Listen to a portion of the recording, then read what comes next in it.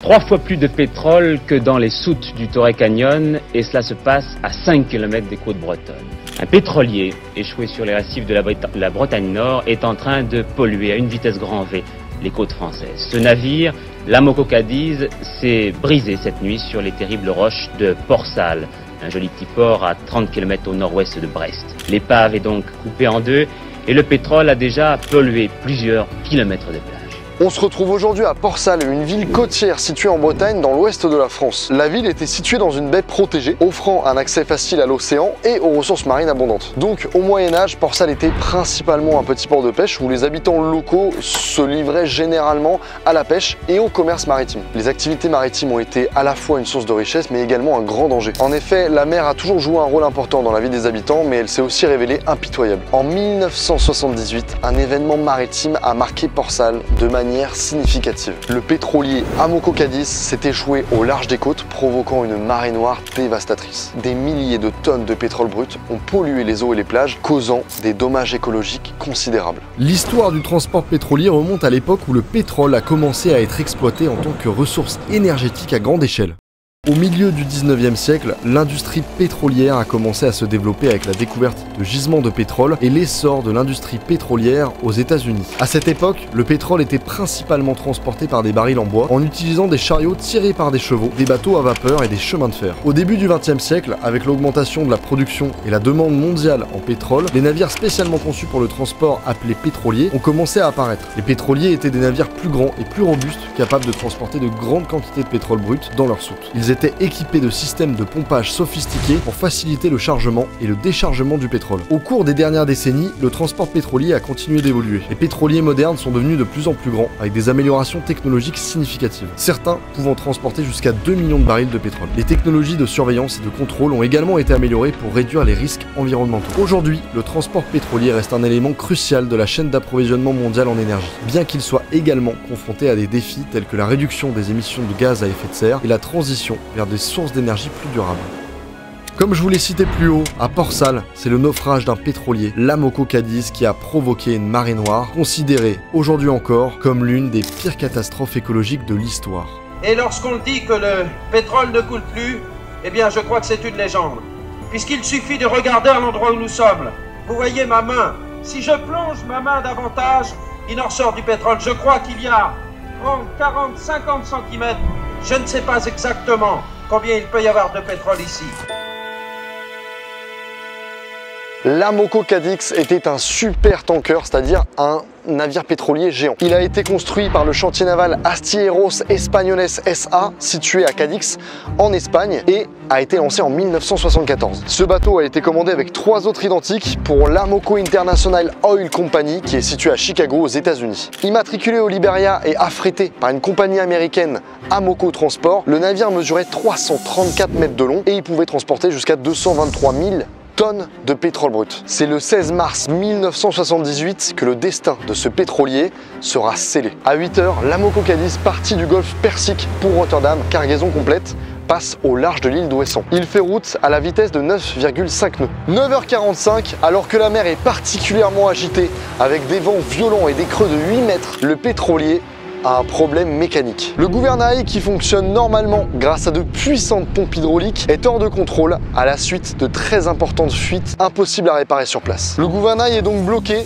et fait virer le pétrolier vers la côte. 11h20, le capitaine Pasquale Bardari demande l'assistance d'un remorqueur. La compagnie maritime allemande Buxier, qui a quasiment le monopole du remorquage en haute mer sur la côte finistérienne, dispose de 2 remorqueurs, le Pacific et le Simpson, pouvant se dérouter. Le premier, moins puissant, est à 13 miles du lieu de l'accident, à proximité de Port-Salle, et peut intervenir rapidement. Le capitaine décide de prendre du temps précieux afin de négocier le tarif de son remorquage alors que la situation est critique. 19h55, après plusieurs tentatives de remorquage par le Pacifique, l'Amoco Cadiz se prépare à jeter l'ancre pour limiter la dérive, mais 30 minutes après, le guindeau, treuil de relevage de l'ancre, se casse et est arraché. 21h04, le pétrolier touche le fond pour la première fois. Il roule sous les vagues et ses machines sont noyées. 40 minutes plus tard, à 21h43, le pétrolier lance des fusées de détresse. La marée noire commence.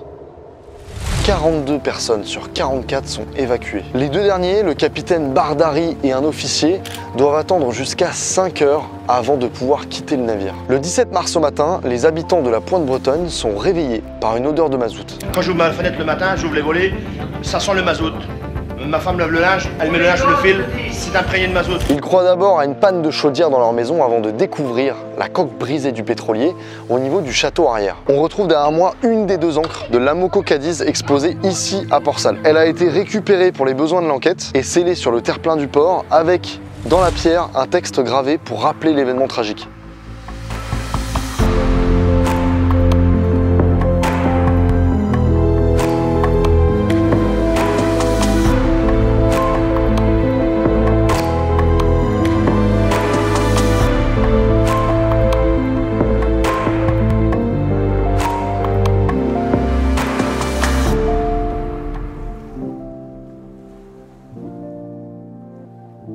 Le navire, quant à lui, a été déclaré épave et la proue du bateau, c'est-à-dire l'avant du bateau, émergeait de l'eau. Elle est restée visible pendant plusieurs mois depuis la côte avant d'être engloutie par une nuit de tempête l'hiver suivant. À la connaissance de ce naufrage, la société Shell France prévoit dès le 17 mars d'envoyer des pétroliers allégeurs, qui sont donc 3 navires d'une capacité de 65 000 tonnes, 100 000 tonnes et 18 000 tonnes. Les bateaux sont en place mais n'ont pas de pompe pour transférer le pétrole, Shell prévoyant d'en faire venir des États-Unis. La Marine nationale avait alors un projet de station de pompage qui consiste en la mise en place sur le navire d'une source d'énergie destinée à alimenter des pompes immergées dans les soutes de l'Amoco Cadiz. Les moyens nécessaires à la mise en place de ce projet étaient disponibles et installés 10 à 15 jours après le naufrage. Le 24 mars, le navire se casse en deux, puis le jour suivant avait perdu 85% à 90% de sa cargaison. L'épave est bombardée par hélicoptère et dynamitée le 29 mars par les plongeurs démineurs de la Marine nationale pour vider le reste du pétrole directement et éviter un suintement permanent des soutes qui auraient souillé les côtes durant de longues semaines. Le pompage des nappes d'hydrocarbures en mer étant rendu difficile, voire impossible à cause de la houle, des dispersants ont été utilisés pour favoriser la dilution du pétrole dans l'eau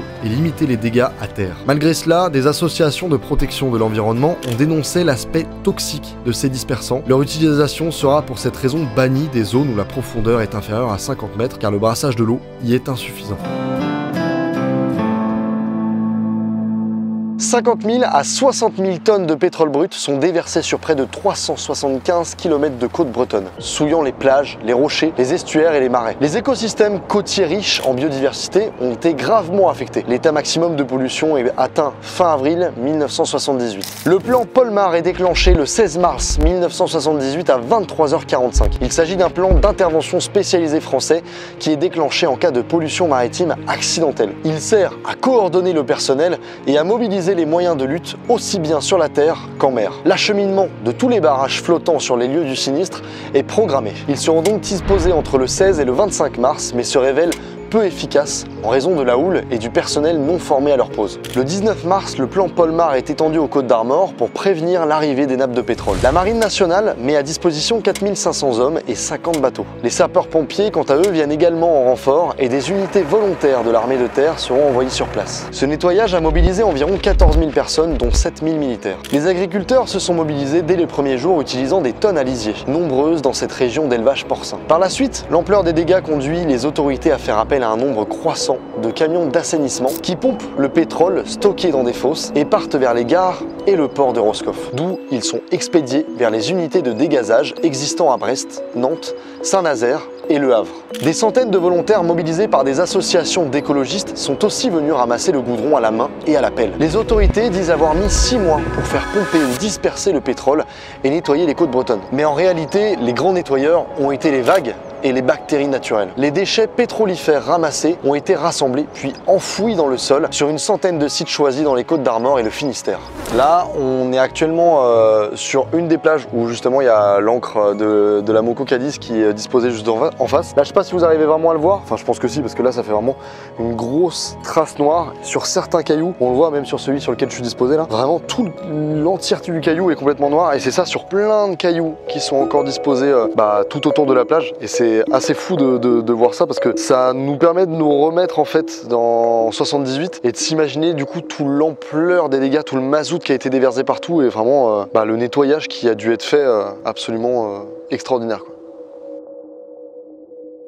La Marine nationale était absente durant cet événement puisqu'elle était relativement impuissante face à cette situation si particulière. Sur les 3 remorqueurs de haute mer affectés à cette zone où a lieu le naufrage, seul un était disponible, mais il était à une dizaine d'heures du lieu de l'accident. Le deuxième était en maintenance et l'autre en mission au large de Terre-Neuve. En plus, les remorqueurs de haute mer de la Marine sont destinés à porter assistance aux sous-marins nucléaires qui ne déplacent que 9000 tonnes. Ils n'auraient donc pas été assez puissants. Selon les enquêtes menées après l'accident, il a été révélé que le gouvernail du navire avait montré des signes de défaillance et de corrosion avant le voyage fatal. Des rapports indiquent que des inspections précédentes avaient identifié des problèmes avec le gouvernail, mais les réparations nécessaires n'avaient pas été effectuées de manière adéquate. Bien qu'elle ait joué un rôle crucial en rendant le navire plus difficile à manœuvrer, il est aussi important de noter que ce n'était pas la seule cause du naufrage. D'autres facteurs, tels que la tempête violente et les erreurs humaines, ont également contribué à l'accident. La marée noire de la Moco Cadiz a eu des conséquences dévastatrices sur l'environnement de la région de Port-Saint-Enfance. L'étude des successions écologiques a montré que le littoral touché par la mer Noire a mis en moyenne entre 5 à 7 ans afin de restaurer son écosystème. Le bilan de la situation, c'est 30% de la faune aquatique et 5% de la flore marine qui ont été détruits sur une surface de 1300 km². Les oiseaux marins, tels que les mouettes, les goélands, les cormorans, ont été les plus touchés. On dénombre 3000 à 4000 cadavres d'oiseaux et on estime que 10 000 au total ont péri. Les poissons, les crustacés et les autres organismes marins ont également subi des conséquences néfastes. On estime que 35 espèces de poissons ont été touchées ayant absorbé des polluants et que 22 tonnes de poissons et de crustacés ont disparu.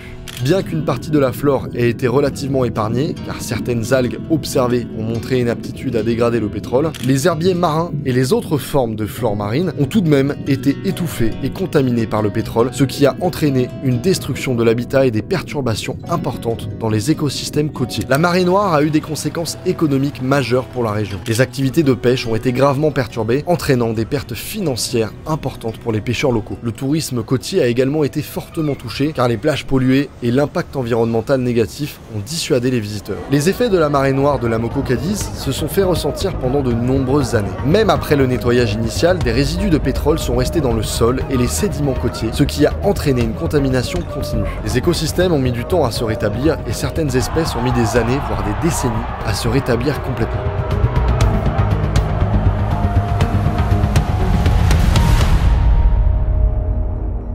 Cet événement a également joué un rôle majeur dans la prise de conscience sur l'importance de la prévention des marées noires, mais aussi sur la nécessité de réglementations plus strictes pour protéger les écosystèmes marins. Un accord s'est fait à La Haye le 2 mars dernier qui permettra à tous ces États de prendre un certain nombre de mesures préventives, c'est-à-dire en particulier d'inspecter les navires dans les ports, de s'informer mutuellement des défectuosités et, le cas échéant, de bloquer les navires et de les empêcher de partir. Je ne suis pas sûr que le pilote permettrait d'éviter certaines pannes sur le navire. Et dans le cas, malheureusement, que nous connaissons aujourd'hui, c'est une panne qui s'est produite sur le navire.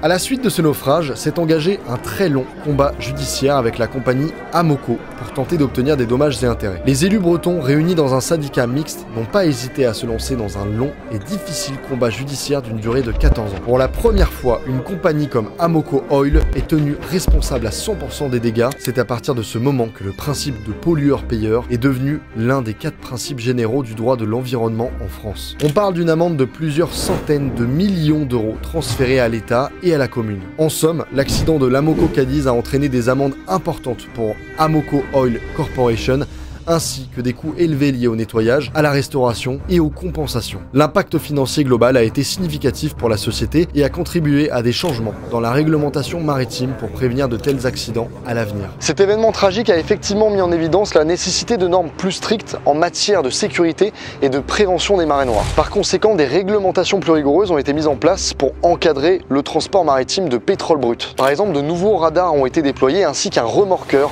l'Abeille Bonbon, situé généralement derrière moi au port de Brest. Il maintient donc une permanence de 7 jours sur 7 et 24 heures sur 24. Alors qu'il pouvait gagner du temps en naviguant près des côtes, maintenant les bateaux dangereux comme les pétroliers ne peuvent plus s'approcher à moins de 50 km. Et c'est au préfet et non aux pétroliers de décider du remorquage du bateau s'il se trouve en difficulté. Afin de contrôler et de faire respecter les règles de navigation, un CROSS, c'est-à-dire un centre opérationnel de surveillance et de sauvetage, a été mis en place à Plouarzel et une tour radar sur la hauteur de Stif sur l'île Ouessant, atteignant une hauteur de 72 mètres. Les deux sont opérationnels en 1999. 1982. Le Cross-Corsen est géré par des équipes civiles et militaires des affaires maritimes ainsi que la marine nationale. Et donc, grâce à ces mesures, 10 catastrophes ont pu être évitées chaque année en moyenne. Aujourd'hui, 45 ans après l'accident, l'Amoco Cadiz reste un rappel tragique des dangers du transport maritime de pétrole et des conséquences désastreuses que peuvent avoir les marées noires sur l'environnement. Malgré cet événement, Port Salle a réussi à se reconstruire et à développer son potentiel touristique. La beauté naturelle de la côte bretonne, avec ses falaises, ses plages et ses paysages, attire de nombreux visiteurs chaque année. La pêche continue d'être une activité importante, bien que le tourisme soit devenu un moteur économique majeur pour la ville. Port Salle reste un endroit où la mer est à la fois respectée et vénérée, et où les habitants continuent de s'appuyer sur la richesse de l'océan pour leur subsistance